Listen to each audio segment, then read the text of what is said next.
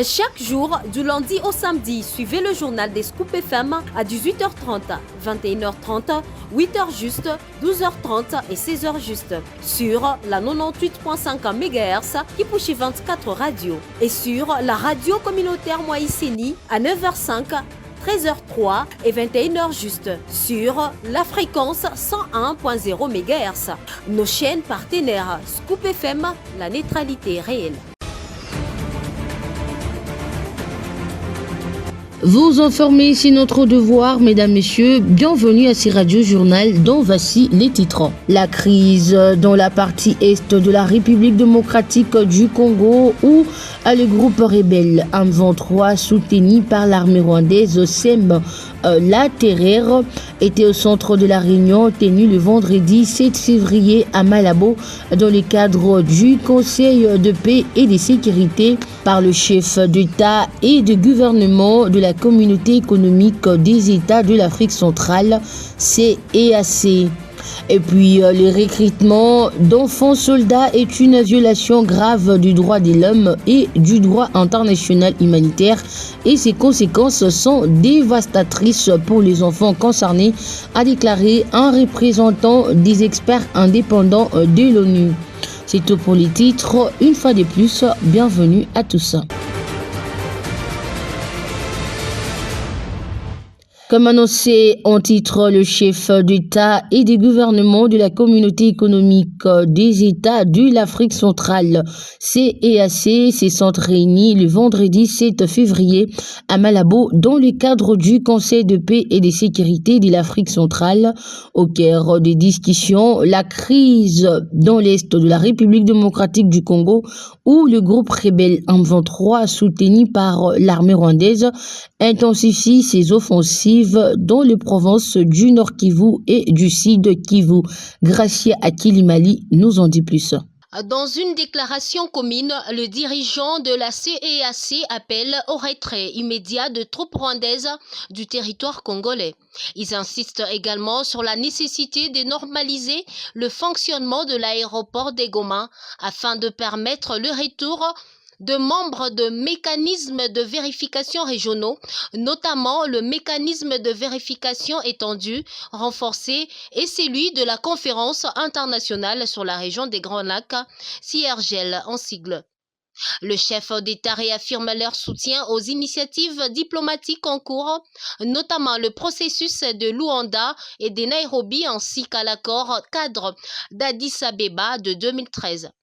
Ils exhortent la RDC et le Rwanda à respecter leurs engagements dans le cadre du processus de Luanda afin de créer les conditions nécessaires à la convocation d'un sommet quadripartite réunissant la CEAC, la SADC, l'EAC et la CIRGL sous l'égide de l'Union africaine.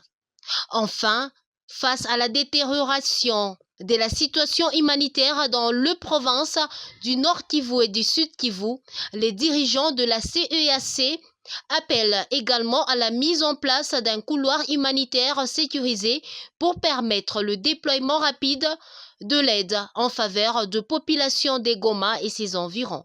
La délégation composée du monseigneur Donatien Chollet Sanko et du pasteur Nsenga ECC a exposé vendredi 7 février au président du Sénat Jean-Michel Samalou Kondé l'objectif de leur initiative, organiser un forum national sur les consensus, la cohésion et l'unité nationale. Encore une fois de plus, Gracia Akilimali. Ces forums portés par la société civile visent à dépasser le clivage politique pour aboutir à une véritable réconciliation nationale, notamment dans un contexte où la RDC fait face à une agression extérieure impliquant le Rwanda et ses supplétifs du M23 AFC. Cette rencontre s'inscrit dans une série de consultations menées par les deux grandes confessions religieuses autour du projet de pacte social pour la paix et le vivre ensemble en République démocratique du Congo. S'exprimant à l'issue de l'audience, Monseigneur Donatien Chollet a précisé la démarche adoptée par la CENCO et l'ECC À cette rencontre avec le président du Sénat s'inscrit dans une dynamique plus large de consultation engagée par l'ASINCO et l'ECC auprès des acteurs politiques et des institutions. Le 4 février 2025, une délégation de confession religieuse a échangé avec Martin Fayoulou, président de l'ECID, qui a accueilli favorablement l'initiative de formuler des observations constructives. Le 3 février, le représentant religieux avait déjà rencontré le président de la République, Félix-Antoine Tshisekedi Tshilombo, ainsi que le président de l'Assemblée nationale, Vital Kamerhe. Il s'était également entretenu avec plusieurs figures politiques majeures, dont l'ancien Premier ministre Matata Ponyo et Adolphe Muzito, dans le but d'élargir le spectre de discussion et de garantir une approche inclusive. La situation dans l'est de la République démocratique du Congo demeure extrêmement préoccupante, notamment en ce qui concerne la protection des enfants et des populations vulnérables, alors que les conflits persistent. L'Organisation des Nations Unies a tiré la sonnette d'alarme vendredi 7 février quant au risque sérieux du trafic d'enfants à des fins de recrutement et d'utilisation par toutes les parties au conflit. Changeons de chapitre à présent pour vous parler éducation. Dans ce journal, le ministère de l'Éducation nationale et Nouvelle Citoyenneté tient à rendre effectifs les programmes des cantines scolaires dans les établissements de l'État. C'est dans ces cadres que la commission multisectorielle des cantines scolaires s'est réunie ce vendredi 7 février 2025 pour la validation de la feuille de route pour l'élaboration de la stratégie nationale d'alimentation scolaire. Ces programmes a pour objectif notamment de renforcer les acquis de la gratuité de l'enseignement. Il constitue un moyen de rétention des élèves à l'école. Pour arriver à cet objectif, plusieurs stratégies ont été prises, notamment les descentes en province pour des consultations et avoir les réalités des terrains. Cette initiative va soulager les parents d'élèves. Elle est également vue comme une motivation, mais également un moyen de promouvoir la production locale. Votre journal se poursuit, mesdames, messieurs, sur la chaîne de la neutralité réelle. Après avoir annoncé les débuts de la saison 2 de Best Vie Award, la délégation de cette structure a été reçue par les directeurs provinciaux de la communication et Nouvelle Citoyenneté du Lualaba, Jean Katunga, en vue d'une future collaboration. Le DG Michel Tuité explique dans cet extrait. Alors en séjour au Lualaba, nous avons voulu venir rencontrer monsieur le directeur parce qu'en tant que gestionnaire de la communication en province, nous aussi, notre vision au projet Best View Award cadre exactement avec le média, donc la communication. Il était pertinent que nous puissions le voir pour avoir d'abord lui présenter les projets, obtenir aussi ses avis et considérations là-dessus. Et on a compris que c'est quelqu'un qui est très attentif à ça et par son truchement, je pense que le gouvernement est prêt à accompagner la vision.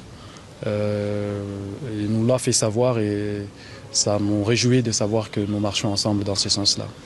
Comme vous le savez, la première édition a eu lieu l'année passée, en octobre, et cette année nous avons préparé déjà bien avant parce que ça aura lieu vers le dernier trimestre de l'année. Nous avons voulu échanger avec la province de Lualaba. On était en conférence de presse ce matin. Le projet vise à primer les journalistes et les chaînes, c'est-à-dire le média, parce qu'en chaîne, on parle de chaînes, ça paraît réductif. On parle de maisons de presse en général, la presse en ligne, les journaux écrits, mais également les télévisions comme les radios, mais aussi les journalistes indépendants, parce que c'est l'innovation de cette deuxième édition. Alors nous avons voulu, comme ça concerne les grands Katanga, le projet vise à créer l'émulation entre les journalistes et les maisons de presse, cette idée des compétitions qui nous permet d'améliorer les contenus, d'être pris au sérieux, mais aussi de primer, c'est-à-dire de donner quelque chose de concret en termes de cadeaux ou mérites. Au-delà du diplôme et du trophée, on donne aussi des prix. Je remercie Madame les gouverneurs des provinces qui, étant sur sa juridiction, qui a trouvé que la vision elle est bonne, parce qu'il nous a fait part, monsieur le directeur des communications, qu'il y a beaucoup de projets qui vont dans ce sens-là, qui vont rencontrer notre vision, justement, à mi-chemin avant notre événement, et auquel il nous a d'ailleurs invités officiellement à travers cet entretien qu'il vient nous accorder. Ça nous réjouit énormément de savoir que la province du Lualaba est prête à nous accompagner dans cette vision-là. Restant toujours dans l'île Lualaba, présentation vendredi 7 février au ministre provincial de l'Intérieur et Sécurité, Roy Kaumba Mayonde, des trises en civique qui ont été ramassées un peu partout à travers la ville de Kolwezi. Certains ont été envoyés au parquet pour être jugés et les autres au centre du transit. Suivez. Ils étaient très inciviques au total à être présentés ce vendredi 7 février au ministre provincial de l'Intérieur et de la Sécurité, Roy Kaumba Mayonde Philippe, par Major Kalaou du Pécrim. 5 voleurs primés dans les sacs alors qu'ils cambriolaient une église en Mupeto Kabila.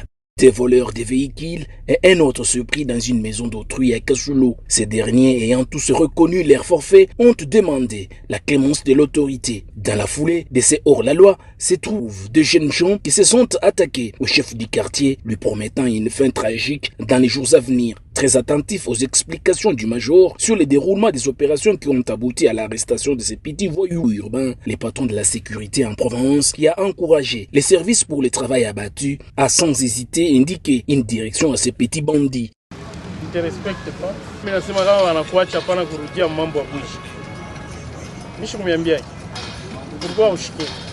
Non, pas autant en prison. Ça ne va pas.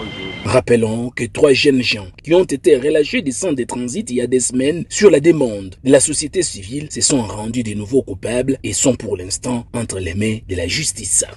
D'une province à une autre, rendons-nous à présent au sud de Kivu où les comités locaux de sécurité réunis en réunion ordinaire le jeudi 6 février 2025 a décidé ce qui suit compte tenu de la situation sécuritaire qui prévaut dans la partie est de la République démocratique du Congo, l'instauration du couvre-feu sur toute l'étendue de la ville d'Uvira chaque jour de 21h juste à 5h juste, à partir des 18h juste, aucun engin roulant n'est autorisé ni d'entrer ni de sortir de la ville d'Uvira, sauf les véhicules militaires de services de sécurité et les ambulances. Toute la population est appelée à la vigilance et à l'observation de ces mesures prises. Et voilà, mesdames, messieurs, ça sera tout pour cette édition du journal qui a connu à la mise en onde de Marcel Moulomba, la présentation de Nadège Kabolé et la supervision générale de Christian Mouchampa. Au revoir. Chaque jour, du lundi au samedi, suivez le journal des Scoop FM à 18h30, 21h30, 8h juste, 12h30 et 16h juste sur la 98.5 MHz qui pousse 24 radios et sur la radio communautaire Moïseni à 9h05, 13h03 et 21h juste sur la fréquence 101.0 MHz. Nos chaînes partenaires Scoop FM, la neutralité réelle.